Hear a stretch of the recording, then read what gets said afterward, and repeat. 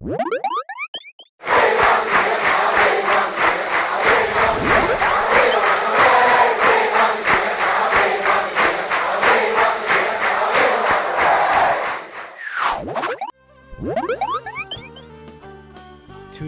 we are going to ask you, why were the Hasidim excited on Rosh Chodesh Kislev? Listen closely and follow along, so you will know the answer. Class, now you should all have completed your 770 projects. It should look like the front of 770, and the door is able to swing open. When you open it, you see the Rebbe standing by the door, leaving 770. Look at mine. Very nice. Do you know why you made this project? Today, Rosh Chodesh Kislev, the Rebbe left 770. I don't get it. Didn't the Rebbe leave 770 every day and go home? Why did we make this project? Excellent question. Let me explain. It all began during Hakafis of Shmini Atzeres Tovshin Lamed Ches, 1977. I remember standing in the packed crowd, watching the Rebbe dance, when something unusual occurred.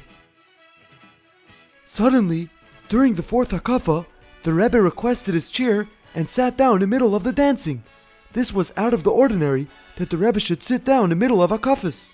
It seemed the Rebbe wasn't feeling well. All of us Hasidim watching were very concerned. People began leaving 770 to make room for the Rebbe to have more air to breathe. Someone brought water for the Rebbe to drink, but the Rebbe refused to drink outside of the sukkah.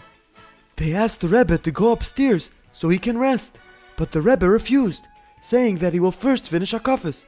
After Hakafis, the Rebbe went upstairs to his room. Please tell me what happened after that.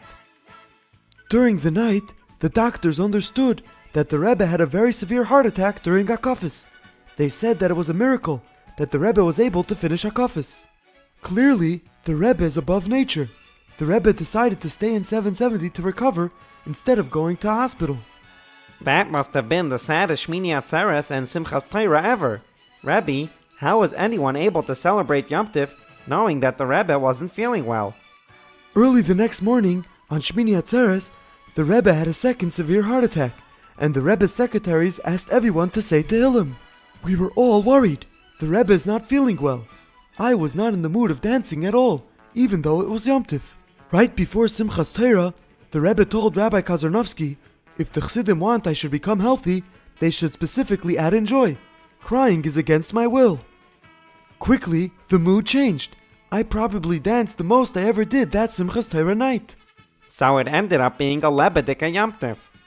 We were dancing and crying at the same time. As Yom Tov ended, it got even better. The next night, after Simchas Torah ended, Rabbi Groner announced that the Rebbe will say a sikha in his room using a microphone, which will be heard in shul. After all the worry and tension, it was incredibly exciting to hear the Rebbe's voice again. Everyone was bursting with joy. At the end of the sikha, the Rebbe spoke about the Geula and how each and every Yid is going to be taken out of Galus. Aber es steht, wenn geht zu der Geula, Achreino, was sie kommt bei Korev Mamosh, als genein und ins Geriet wird nicht bleiben in Galus. Und der Rebbe schreibt, dass sie Almen Aris nehmen, Bechesed und Berachmim, und Beteil Hanide Vaniglo, und Bekorev Mamosh Bagolo Didan. So what does all this have to do with Rosh Chodesh Kislev? After Simchas Torah, the Rebbe remained in his holy room in 770 the entire month of Cheshvan. Instead of farbrengen on Shabbos like he used to, the Rebbe's farbrengens took place Motzei Shabbos. The Rebbe spoke into a microphone in his room, and everyone heard it in shul.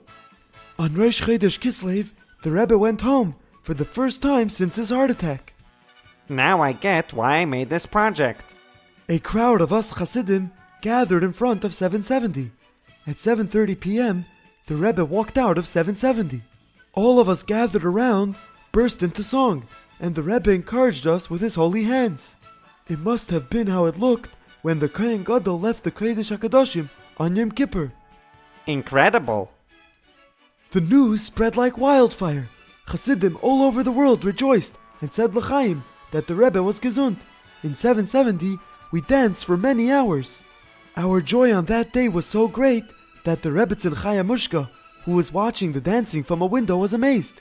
She commented, "Until today, I've never appreciated how strong the love is between the Hasidim and the Rebbe." Thank you, Rebbe, for helping me feel that as well.